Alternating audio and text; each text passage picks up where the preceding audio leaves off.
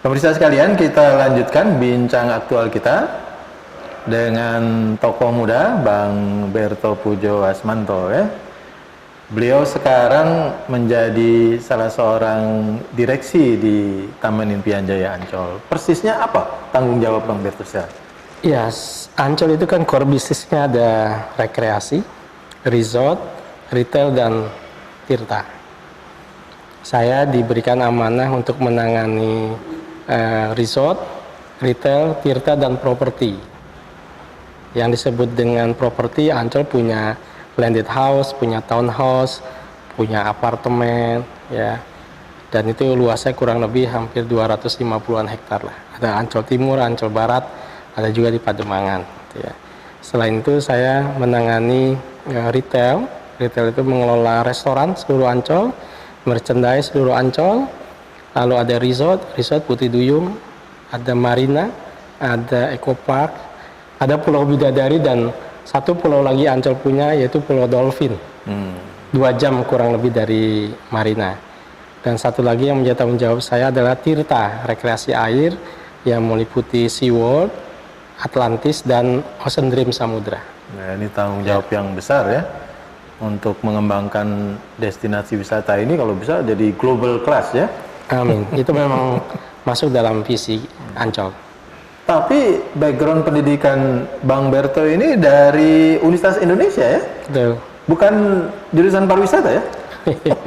Ekonomi atau bisnis? Ya, saya dari hubungan internasional, FISIP UI, dan sebelumnya saya seorang wartawan di salah satu harian di tanah air. Tapi begitu waktu saya belum lulus kuliah, masih skripsi bab 3 gitu, dari alhamdulillah jadi wartawan, jadi tambah ilmu. Katanya wartawan itu kan banyak tahu, walaupun nggak dalam tapi banyak tahu gitu ya. Begitu lulus saya masuk ke Ancol. Jadi saya belajar banyak dan belajar cepat. Ya alhamdulillah kemudian saya mengembangkan karir di dunia pariwisata ini. Ya, tapi kemudian setelah menjadi karyawan di Ancol, sempat kuliah juga ke luar ya, mancanegara ya? Ya, itu adalah sebuah karunia kayaknya ya. Jadi begitu bekerja di Ancol, saya bekerja sebaik mungkin lah ya. Kuncinya itu kan kerja dengan hati kalau buat saya.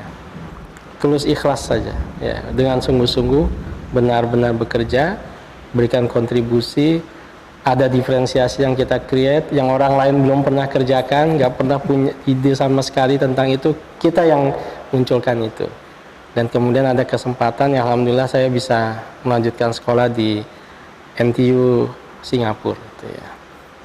Nah, ini sebuah perjalanan yang luar biasa buat saya sebenarnya. Kalau MBA, Master Business iya, ya.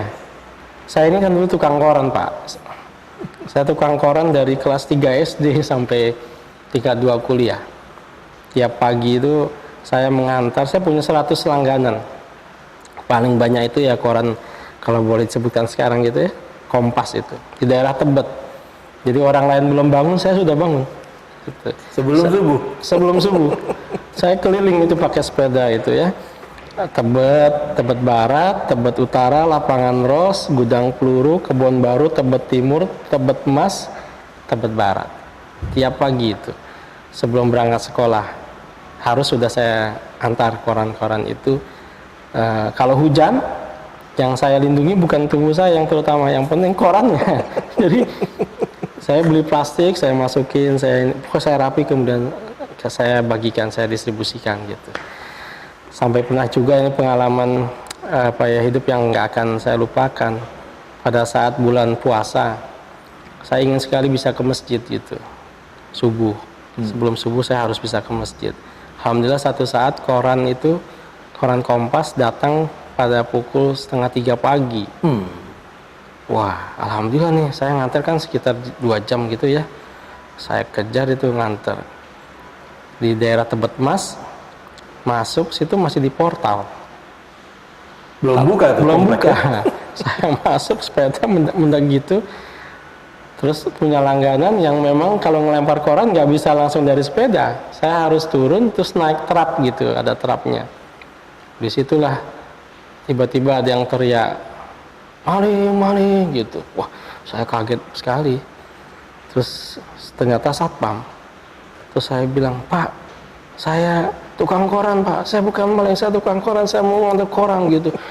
Saya anak SMA 8, saya anak SMA SMA favorit itu. sampai begitu saya, karena supaya nggak digebukin gitu kan, ngeri juga kan. Oh kamu tukang koran, aduh hampir saya gebukin katanya gitu. Wah, enggak Pak, saya tukang koran, saya pengen ke masjid ini gitu. Ya udah cepetan kamu lempar itu korannya. Ya udah alhamdulillah sepanjang jalan tuh saya nangis gitu, ya Allah sampai begitu gitu ya.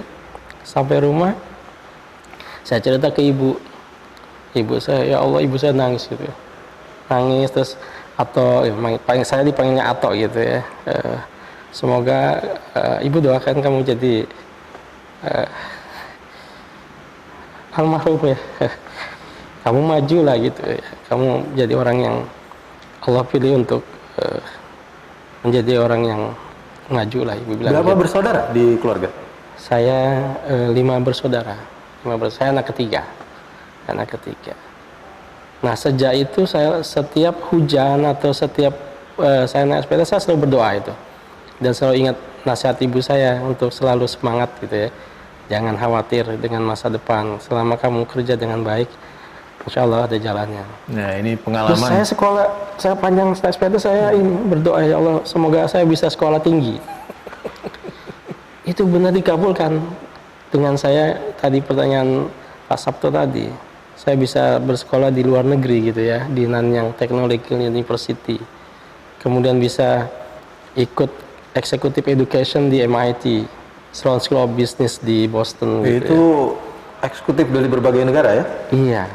Dan ya terpilihan lah ya. Alhamdulillah saya bisa join di situ gitu, dari berbagai negara yang nggak pernah ada dalam bayangan saya waktu saya mengantar koran itu gitu. Jadi ya ini kenapa saya sebut sebagai sebuah karunia yang sangat besar. Ya ini pengalaman buat generasi milenial terutamanya Gen Z ya, merintis karir pendidikan juga mulai dari bawah juga ya. Iya. Nggak langsung bikin startup ya? Saya waktu itu sekolah kan karena memang di-endorse oleh Ancol ya. Jadi saya berjanji setelah sekolah saya harus memberikan kontribusi balik kepada perusahaan yang membesarkan saya.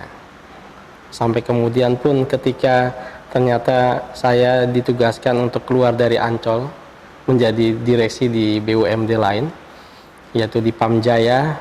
Ya pernah jadi pimpinan di Pamjaya, perusahaan tahun air. 2014 itu saya menjadi direksi di Pamjaya, direktur umum. Kurang lebih 1,5 tahun saya mengabdi di sana. Saya ditawari untuk menjadi direktur di Gelora Bung Karno. Oh, stadion ya? Stadion persiapan Asian Games. Kurang lebih 2,5 Oh, itu tahun. masa-masa menentukan itu. Iya. Kalau Pak Sabto dan masyarakat melewati Jalan Asia Afrika dan Gerbang Pemuda, itu kan dulu banyak pedagang tanaman. Ya. Nah, itu salah satu legacy yang alhamdulillah bisa saya create. Jadi lebih segar ya? Lebih suasana segar. Senayan. Waktu mau menata itu melihat begitu banyak pedagang tanaman, saya apakah mungkin ya ini bisa kita tata? Saya kirim intel. Ternyata pedagang tanaman di situ itu seperti kayak rumah gitu ya. Ada ruang tamunya, ada tempat tidurnya, ada kamar mandinya. Cuma dia dimodifikasi dengan tanaman-tanaman hijau, jadi nggak kelihatan. Saya datangi lurah Gelora di situ. Waduh Pak Berto, ini untuk menata ini butuh waktu lama, ini bisa 2 tahun. Pak 2 tahun saya tinggal. Saya datang ke Camat Tanah Abang. Camat Tanah Abang itu bilang, Pak Berto, ikan sepat, ikan gabus, lebih cepat, lebih bagus. Saya yang bisa laman. Wah ayo Pak, kita kerjain bareng-bareng. Alhamdulillah nggak pakai ribut-ribut, nggak ada kegaduhan.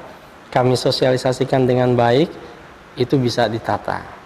Jadi pedagang tanam, di situ ada 115-an pedagang tanaman, ada sekitar 20-30 saya lupa itu pedagang pot.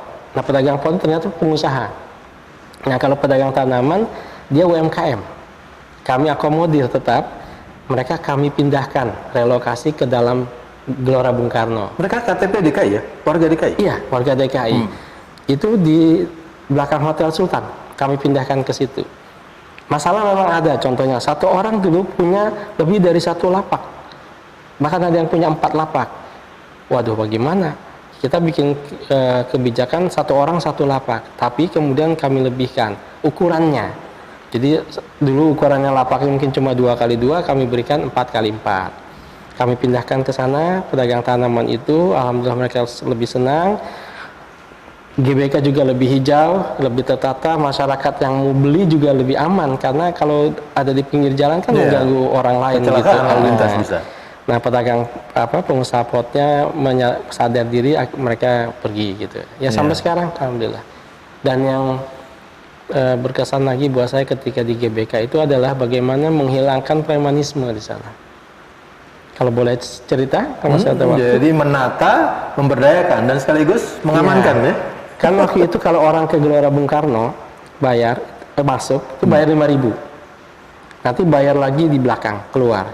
Tapi di tengah dipremankan, dipalakin istilahnya. Saya rubah awalnya seperti di mall. Datang ke situ cuma ngambil struk, nanti bayar di belakang. Tapi di tengah masih dipremanin. Apa ya? Wah, tak akali dengan sebetulnya dekat dengan teman-teman tentara gitu, Kopassus lah saat itu. Minta bantuan yang di Serang, grup 1. Kami minta untuk latihan di situ. Latihan kebugaran ya? Iya, kebugaran dengan memamerkan juga perlengkapan yang canggih-canggih gitu. Preman-preman takut. Tapi kan sifatnya sementara kan. 1-2 bulan ya. Nah, kami rapat dengan tim, kita cari jalan keluar, ini harus diselesaikan dengan sistem. Nggak mungkin hit and run seperti itu. Akhirnya ketemu ide seperti sekarang. Jadi orang kalau ke GBK nunggu ganjil genap katakanlah gitu ya, itu cuma lewat saja, nggak perlu bayar. Tapi kalau masuk ke GBK, kemudian masuk ke kantong-kantong parkir, dia bayar. Jadi kami bangunkan kantong-kantong parkir, termasuk elevated parkir di depan JCC sama depan Istora, dan itu cashless, pakai e-money, baru bayar. Ya. Nah, yang premannya kami switch jadi pedagang. Itu suatu perjuangan luar biasa, men-switch seorang preman yang berpenghasilan bisa begitu banyak sehari di Gelora Bung Karno, kemudian menjadi seorang pedagang. Yang lalu kita didik, kita berikan seragam, kita berikan gerobak, kita ajak bicara, kita tempatkan pada posisi yang baik, harkat dan martabatnya kita angkat. Ya alhamdulillah GBK seperti sekarang, mudah-mudahan tetap terjaga GBK itu. Ya. Preman sudah nggak ada. Ini salah satu legacy ya dari eksekutif muda menangani sebuah venue besar ya. Bareng-bareng lah bersama BUMN itu ya. BLU, Badan Layanan Umum, di bawah Sekretariat Negara. Di bawah. Nah, pada saat saya sedang asik-asiknya menata itu ada tawaran untuk pulang kampung ke Ancol. Ya, baliklah saya ke Ancol. Jadi loyalitas tetap ke lembaga semula ya. Bagian tadi bahwa saya disekolahkan ke luar negeri, ada endorser dari Ancol, saya merasa harus memberikan kontribusi balik kepada perusahaan. Satu kata aja, kunci sukses jadi apa ya? Pengusaha atau pebisnis, CEO, apa sebenarnya? Ulet dan tawakal ya. Pantang menyerah ya. Terbukti dari jualan koran ya, sejak sebelum subuh ya. Insya Allah demikian. Baiklah, kita akan lanjutkan perbincangan berikutnya dengan Bang Berto pada segmen selanjutnya.